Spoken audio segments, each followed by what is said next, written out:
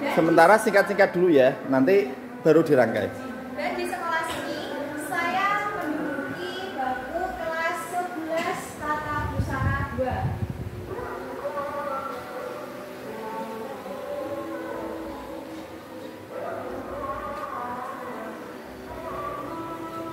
Dan alhamdulillahnya saya di sini dipercayai tanggung jawab menjabat sebagai Ketua Negeri 1 Borno periode 2023-2024.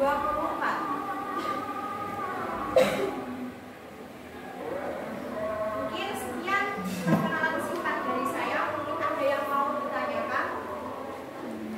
Untuk nama orang tua saya, nama ayah saya M. Ridwan. Dan untuk nama ibu saya Trimukti. Pengalaman yang baik apa yang buruk, pastinya yang baik ya kalau ditanyakan. Pengalaman saya yang menurut saya itu paling membanggakan dari saya, yaitu berhasilnya saya mencapai tujuan saya menjadi cerita bersejarah di SMK Negeri 1 Borno sebagai ketua OSIS. Suatu pengalaman yang terindah menurut saya dalam sejarah hidup saya. Untuk prestasi saya sebenarnya sedikit, cuma sering ikut kejuaraan perlombaan. Pertama waktu saya sudah masuk di SMK Negeri 1 Borno ini, saya mengikuti lomba baca buku depan. Alhamdulillah mendapat juara favorit gitu. Baca buku depan bahasa Jawa ya ini. Kalau kurang jelas data apa ditanyakan, mumpung masih ada narasumber ya. Terus untuk prestasi yang kedua, lomba desain batik sekabupaten. Alhamdulillahnya di situ saya masuk 10 besar. Di urutan nomor 8.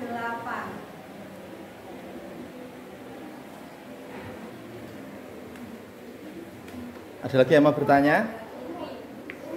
Umur saya sekarang menginjak 17 tahun. Tadi di sini apa tanya apa hobi? Nah, hobi saya itu sebenarnya itu banyak, tapi yang paling saya tekankan sekarang itu mencari hal baru atau pengalaman baru. Ya. Dulunya saya alumni di MTS Muhammadiyah 1 Banjaranyar, Borno, Bojonegoro. MTS Muhammadiyah 1 Banjaranyar, Borno, Bojonegoro. Ada yang tahu? Tidak ada yang tahu? Nulisnya singkat-singkat aja, nanti baru dirangkai jadi biografi ya. Cita-cita sekarang yang saya inginkan ini menjadi kelak bersarjana. Jadi tidak hanya menjadi tentara perempuan saja, tetapi menjadi orang yang bersarjana atau bisa mengajar seperti Pak Amin saat ini, seperti Bu Endang saat ini. Yang lain? SD-nya? Untuk SD saya menemukan pendidikan SD saya di MI Muhammadiyah 2 derajat. Ya, di Muhammadiyah terus. Tadi belum ditanyakan ya, mulai SD, SMP atau MTS, baru ke SMK ya.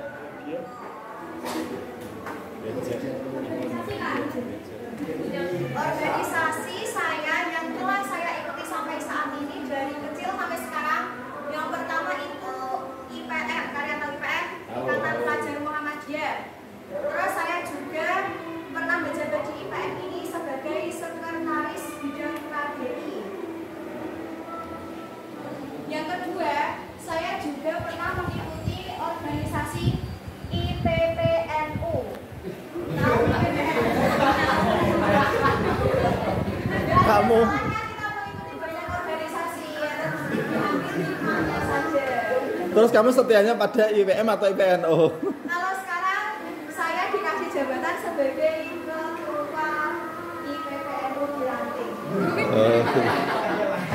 Jadi sekarang itu saya itu setianya ada di IPPNU itu. Jadi tahu tentang pengetahuan di IPN juga tahu, pengetahuan di IPPNU juga tahu. Terus saya juga pernah mengikuti organisasi lagi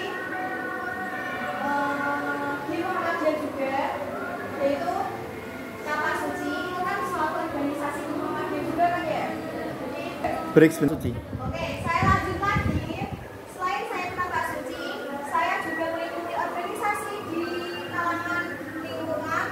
Karang Taruna juga saya pernah ikut. Karang Taruna.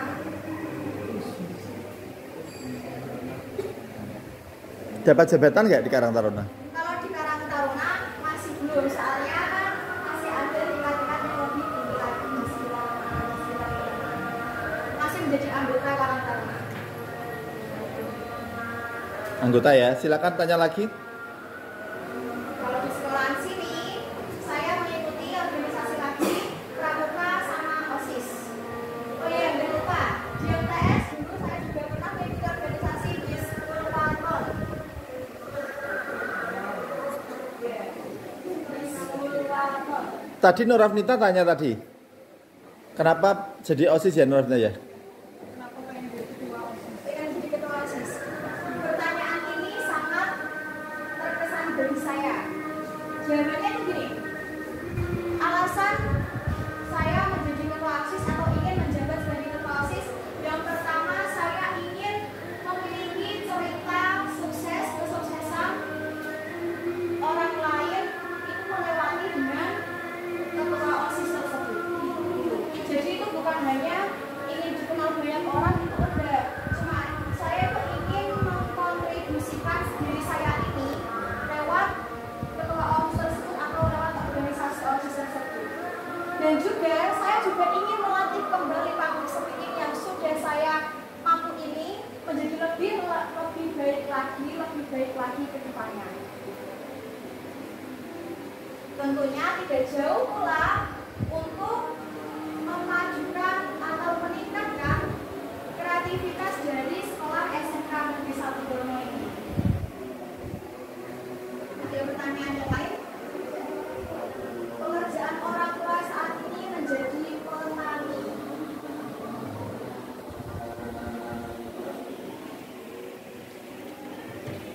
Yang belakang yang tadi belum tanya, ayo. Masalah yang dihadapi. Seringkali saya mendapat sebuah masalah, entah itu masalah di rumah atau masalah di sekolah, di lingkungan yang lain. Pasti sering kalian dapati juga kan ya? Nah, untuk masalah yang di rumah mungkin karena saya mengikuti banyak suatu organisasi, tentunya kan sering di rumah. Jadi itu menjadi perdebatan antara saya dengan orang rumah. Tidak sering di rumah, soalnya itu keluar terus. Tapi keluarnya itu dalam hal positif gitu. Kalau masalah di organisasi atau di lingkungan sekolah seperti ini, masalah pembagian waktu sering kali terjadi kepada saya terhadap pembagian waktu saya tersebut. Saya sering bingung atau membagi waktu saya untuk mengikuti, misalkan di sini saya mengikuti dua organisasi. Saya itu bingung sebenarnya ikut yang mana dulu. Tapi mengingat hal tersebut, saya mengingat kembali jabatan saya lebih penting di organisasi yang mana. Itu. Kalau masalah di lingkungan, mungkin itu omongan dari orang-orang gitu ya, yang membuat kita itu kadang pesimis akan apa hal yang kita lakukan. Tetapi omongan orang tersebut itu yang menjadikan saya ini menjadi semangat lagi, menjadi ingin membuktikan kepada orang tersebut bahwa aku ini bisa, aku ini tuh pasti bisa. Seperti itu. Pernah dapat omongan apa yang sangat tidak bisa kamu lupakan? Oke. Omongan yang sangat menyakiti hati saya, yaitu ya itu tadi. Gawene metu terus gak tahu mau omah, wis lali omah, nah itu yang membuat pikiran saya selalu muter-muter di pikiran saya. Oleh karena itu saya itu ingin membuktikan kepada mereka bahwa saya ini keluar itu hal positif, ngapain kok dikata-katain gitu. Ada omongan gini lagi, kamu pasti gak akan bisa menjadi apa yang kamu cita-citakan. Omongan tersebut itulah yang membuat saya itu menjadi yakin, semakin kesini semakin yakin bahwa saya itu pasti bisa. Saya itu pasti bisa. Indahnya berpikir selalu positif. Tidak kamu jawab, tapi kamu ingin membuktikan gitu ya? Iya. Ingin membuktikan, tidak ingin. Nanti kalau saya jawabin atau lagi nih, pasti itu akan menjadi pertengkaran gitu.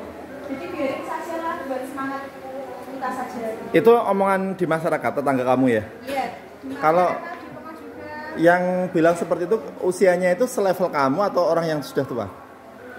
Orang yang sudah dewasa. Oh, yang sudah dewasa ya. Tidak tua, tidak terlalu tua, tidak terlalu muda juga, dewasa. Oke, silakan bertanya, gali informasi. Ya sudah sana, belum bertanya. Ayo tanya. Ada yang bertanya. Ini di samping karir kamu yang oke, kamu pacaran nggak? Untuk masalah status, saya memilih untuk tidak berpacaran. Kenapa Kak tidak berpacaran? Ya karena itu takut mengganggu konsentrasi saya ketika belajar juga iya, sekolah juga iya, tentunya saat saya aktif dalam berorganisasi. Ada. Buat penyemangat kita untuk melakukan segala kegiatan. Pasti kalian juga bisa ya? Kalau ada yang ngefan ke kamu, oh iya ada. Oh gitu. Dulunya itu gini ya ceritanya. Dulu itu saya itu tidak ingin sekolah di SMK Negeri 1 Borno. Saya ingin sekolah di SMK 4 Bojonegoro. Tahu guys? Nah, saya ingin sekolah di situ memasuki jurusan perhotelan. Sudahlah saya daftar di situ. Dan akhirnya saya masuk, tapi orang tua tidak mengizinkan. Karena kan awalnya mengizinkan. Tapi entahlah takdir itu yang menentukan. Akhirnya saya sekolah di SMK Negeri 1 Borno ini. Dulu saya tidak daftar di jurusan tata busana saja. Saya daftar di jurusan TKR, TBSN, pilihan ketiga itu baru tata busana. Gitu. Terus TKR sama TBSN kan sudah full kuotanya. Tinggal tata busana saja. Akhirnya saya masuk ke jurusan tata busana. Hingga berjalannya waktu, saya tuh pernah berpikir kayak gini ya. Gak sekolah mau gini-gini gak tak pingin nih, lapor ke teman-teman gini.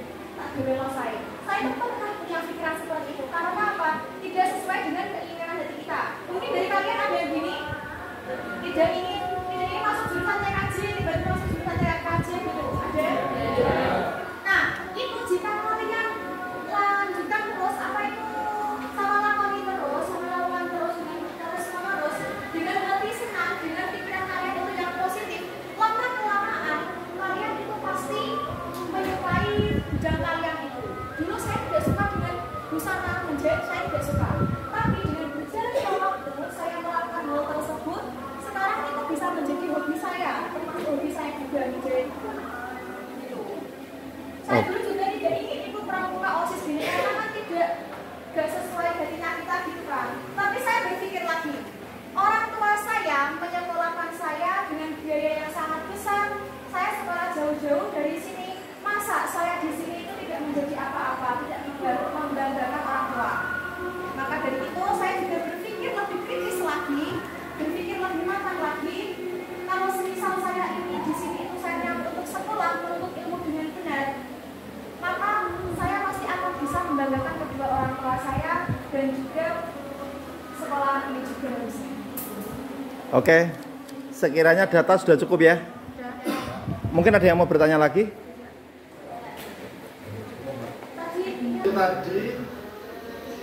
Itu tadi data tentang Siti Nurfadilah. Oh, ada Siti ya? Oh ya, sorry.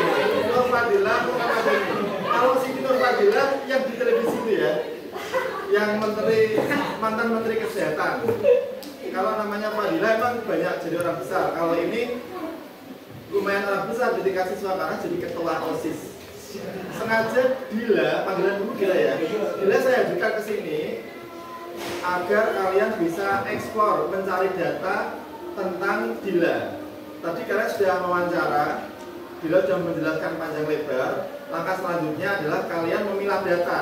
Mana data yang kalian butuhkan, mana data yang tidak kalian butuhkan. Setelah data kalian pilah, kalian buat kerangka karangan. Kerangka karangan tadi teks bio, ini kan materinya menulis teks biografi. Jadi biografi kalian ada 3 bagian. Bagian awal namanya apa tadi? Orientasi. Orientasi ini diisi apa? Diisi identitasnya Dila, mulai nama lengkap, tempat tanggal lahir, alamat rumah, nama ortu, riwayat pendidikan. Ini ditaruh di bagian orientasi, di bagian awal. Setelah identitas selesai, berikutnya ke bagian yang tengah, namanya bagian apa tadi? Masalah yang dihadapi Dila. Apa saja masalah yang dihadapi Dila? Oh, misal Dila sering menghadapi nyinyiran tetangga dan teman sekitar.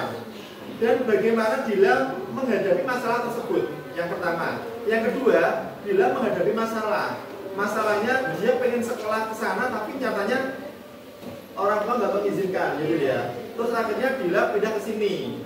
Terus sampai di sini apa yang dilakukan Dila untuk mengatasi masalah tersebut? Jadi di bagian tengah biografi itu berisi daftar masalah dan bagaimana tokoh itu menyelesaikan masalah tersebut.